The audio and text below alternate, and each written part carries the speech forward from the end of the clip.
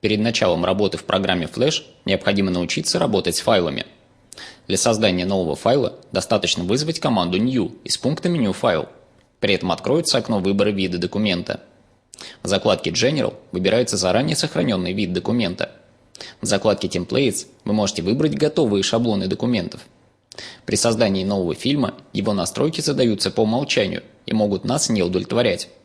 Поэтому необходимо произвести его настройку. Для этого необходимо произвести щелчок правой кнопкой мыши, поместив указатель в любом месте области отображения фильма. В появившемся выпадающем списке выберите пункт Document Properties.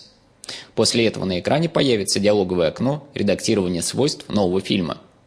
В поле ввода Frame Rate указывается количество проигрываемых в секунду кадров. В полях ввода Dimensions указывается ширина и высота кадра фильма в пикселях. В открывающейся палитре Background Color вы можете выбрать цвет фона для кадра фильма. При помощи выпадающего меню пункта Rallers Units можно выбрать единицы измерения для линеек, отображающих размер кадра.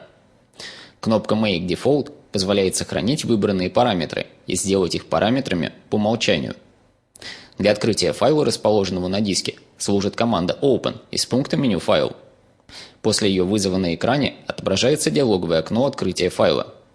В данном диалоговом окне указывается путь к файлу на диске и вводится его название. После чего нажимаем кнопку Open, и он будет загружен в программу. Сохраним открытый файл. Для этого используем команду Save из пункта меню «Файл». После ее исполнения открытый файл сохранится под тем же именем.